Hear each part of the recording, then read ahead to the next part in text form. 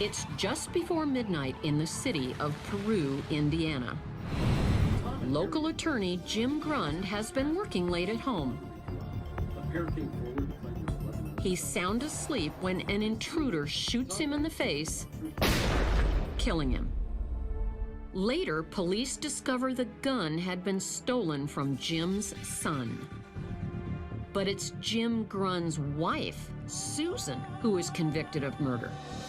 Did she do it? She told police she wasn't even there. But what does she say now, after 18 years in prison? I want Susan Grund to answer some tough questions about her past. Will she expose a miscarriage of justice? Or did the jury get it right? I'm Candace DeLong. As an FBI agent, I worked on the front line for the world's most powerful law enforcement agency. I went undercover, I trailed terrorists, and I interviewed notorious killers. It's my job to understand the people who others cannot comprehend.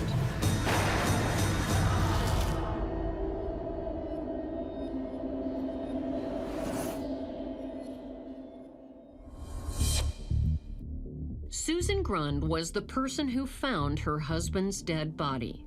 When police arrived, she pointed to a ransacked closet and proposed a theory. Jim had been shot after surprising a burglar in the house. This is one of Peru's finest neighborhoods. Large pieces of land and prominent families here. This is not the kind of neighborhood where you'd expect to find a murder. I've been to many crime scenes. You can always tell when something's not right. If it was a burglary, why was nothing taken? If Jim disturbed someone, why was he shot lying on the couch? A chain of evidence eventually leads investigators to Jim's wife. In March 1994, Susan Grund was found guilty of first-degree murder. The sentence? 60 years. Now, she lives here, Rockville Correctional Facility, Indiana. For me, this is going to be a fascinating interview. If Susan really is guilty, why would she agree to talk to me? Does she believe she can outsmart anyone who questions her case? Or will her answers ring true? Once we get talking, I'm sure I'll soon get a sense of how honest Susan is really being with me. You went from the society pages of Peru, Indiana, to prison lockdown.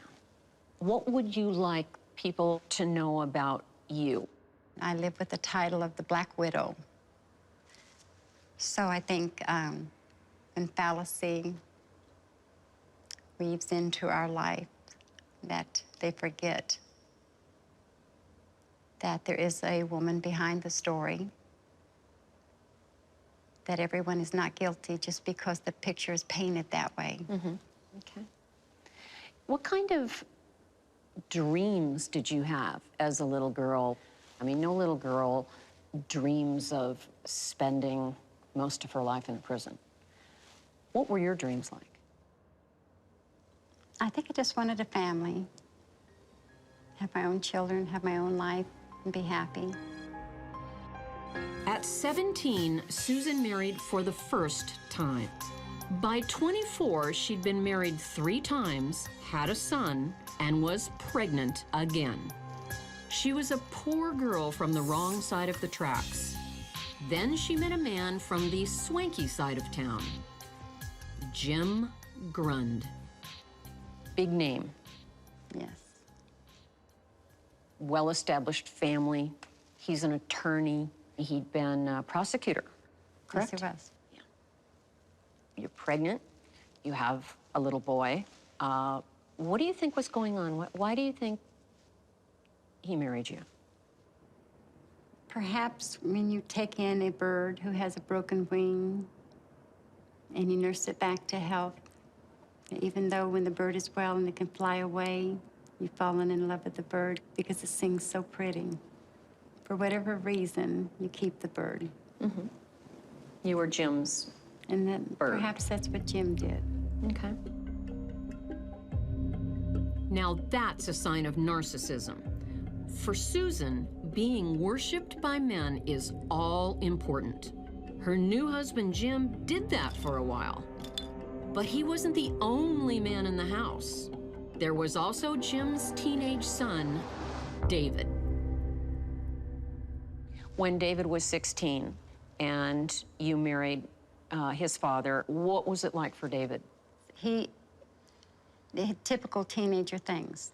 Breaking curfew, running around, getting drunk, just the typical things that teenagers do.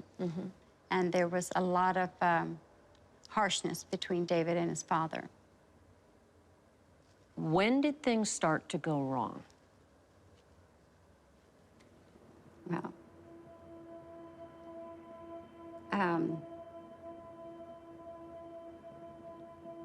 when David decided to take his father's place, I don't know how else to say. I guess when I stopped ceasing to be the bridge trying to gap the two of them, or bridge the gap, I don't even want to call it an affair. It wasn't really an affair. Are you talking about an intimate relationship Yes. with your stepson? Yes. Okay, who was how old at the time that started? Gosh, I would have to stop and think. He was in college, so he's 19, 20 years old. It's a strange twist in Susan's tale, and as we'll see, it's the key to her story about why Jim Grund ended up dead. And then what did you do? I pick up the gun.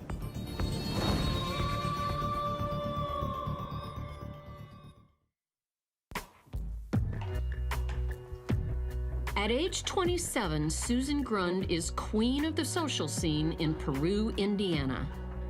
Her husband, Jim, is a high-profile attorney. They live in a beautiful home. But Susan claims she also has a lover, Jim's son, David. And so you end up at home alone with your college-age stepson, Yes. the son of your husband, in bed. Yes. When it was over, do you recall what you thought or felt? Shame. And how did David say how he felt? He said, my father's wife in my father's house. Meaning? I suppose that that's the man he hates. And he did what the worst thing he could do to the man. Am I to interpret your saying that as he said it like a conquest? Yes, And you felt shame? absolutely. Then why did it happen again? Because I was afraid he would tell. How long did this intimate relationship go on? Maybe 2 years, 2 years. but not frequent. You would think not like every weekend or anything like that. It's an astounding claim, one that David Grund has always denied. For Susan, it's also the starting point for another quite incredible story. Did you admit to Jim that before he died that you had been seeing David? Yes. How did he take it? He told me that he would handle it and we were to never speak of it again. His exact words. His exact words. Did he seem upset? No. Anger, tears? I mean, that's probably one of the worst things a married person could hear, is that their spouse is having an intimate relationship that's gone on for 2 years with their child. Absolutely. And you're saying Jim just said, we'll never speak of this again? That strike you as odd? Yeah. Very definite. No. Didn't want to know anything. No, didn't want to know any details. Didn't want to know. Didn't want promise extracted. That it would never happen. Nothing. He said he would handle it, and we were never to speak on it again. I find it very hard to believe that a man like Jim Grunn would ignore such devastating news.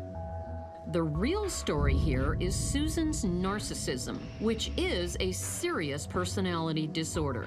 She believes she is irresistible to men, that her stepson finds her so attractive, he would kill his own father just to be with her. In my experience, stories like that only happen in Hollywood, not Peru, Indiana. Coming up, So I hit a raw nerve. how do you respond to these people that say he told them he was going to divorce you? Liar.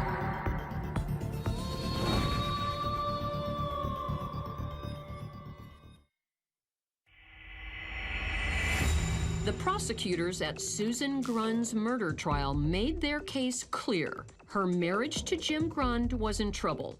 The couple had been fighting and were seeing a counselor. Jim wanted a divorce. Susan would do anything to stop it. That was her motive. How do you respond to these people that say he told them he was going to divorce you? Liar. Oh, okay. All right. Find me one attorney that steps forward and says that he was filing the paperwork. Where's the paperwork? Who's the attorney? Who had, no, that's a lie. Okay. All right. So Jim was not going to divorce you? Never. Never. That's the first time I've seen a flash of anger from Susan. She flatly denies the prosecutor's case that fear of Jim leaving her was a motive. They had another allegation, that she was there when her husband died. Let's go to that fateful night in August of 1992. What happened? Let's talk about that. Well, it depends on how far back you want to go. But on that day, we had just returned from our family vacation. We had gone to Alaska. And we had another vacation. It was going to be a working vacation with the car dealership. This is where Susan's story gets very strange. We walk in, it's a big bed in front of the fireplace. Given the chance to present a clear, concise version of events, she launches into a rambling story about In vacations, addition to that, we had a third vacation coming up. real estate ventures, Because Jim and I were in the process of buying a condominium in Florida Keys. who drove what car, And now I've gone from a family car to his little sports car and a trip to a campground. because I had bought a camper trailer out of the fairground or the campgrounds for my mother to be right beside my sister. She slows things down and brings in a flood of superfluous pieces of information. She's trying to confuse me. It's a smokescreen. So I bought her own. After 5 minutes of evasion, Susan finally starts to answer the original question. What happened on the night she found her husband murdered in her own home? So when I walk in, the lights are not on, and Jim always leaves the lights on until I come home, whenever I'm not there. So when I flip on the lights and I'm calling out his name, because I don't understand why the lights aren't on, I don't hear anything. And when I look, he's on the couch and he's unresponsive. And I see a gun by his hand. And then what did you do? Well, I run to him to see why he's not responding. And there's no answer. It wasn't until I touch him. I don't know. I just knew I needed to get him help. And then what did you do? Something everybody says not to do when you're watching a TV show. When we return, searching for the real story. Darlene says you had told her, quote, "I killed Jim," close quote. Is that true or not?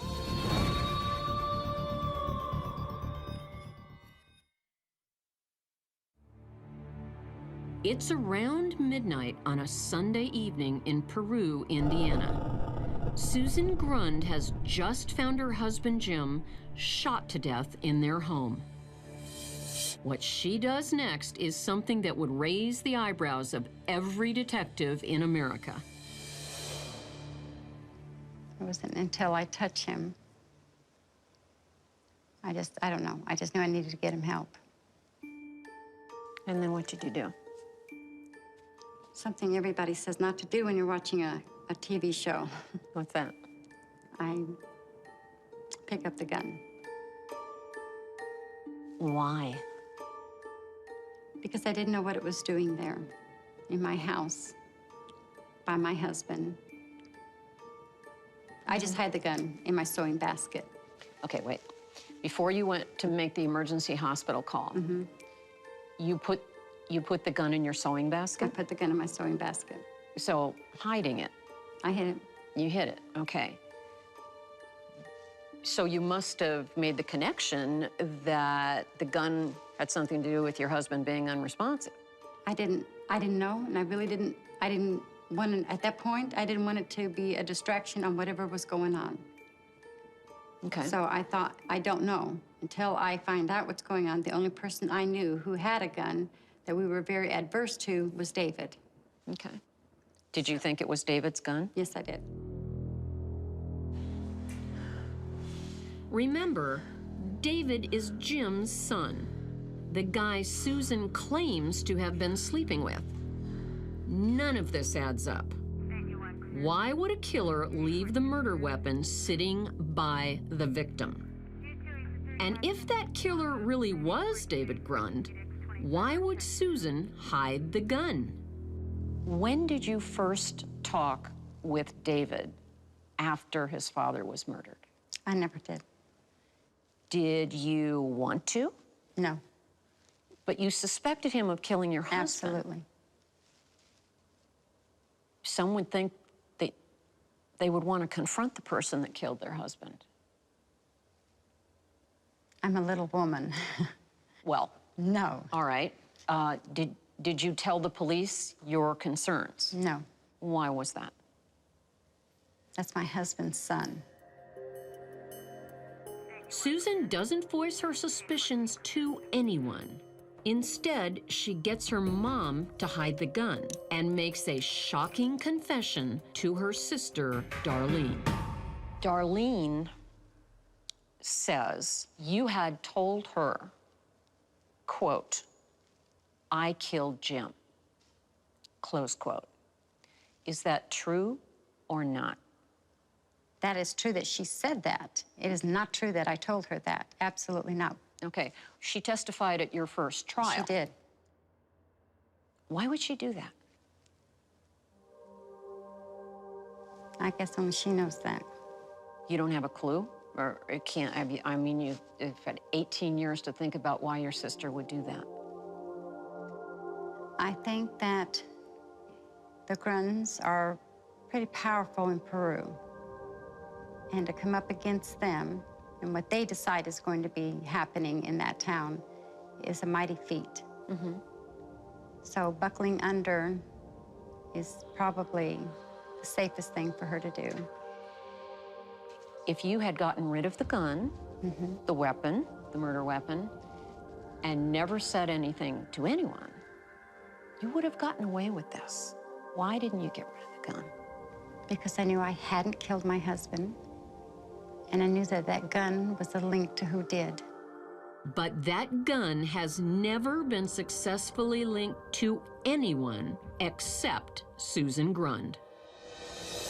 In March 1994, she was found guilty of murder and sentenced to 60 years. Very, very, very harsh. Very. 60 years, right? Do you recall what you were thinking and what did you feel when you heard that? It was a good call. It was a good call. It was a good call. And why is that? That's not the answer I was thinking you were going to say to me. Because my husband's life is worth it.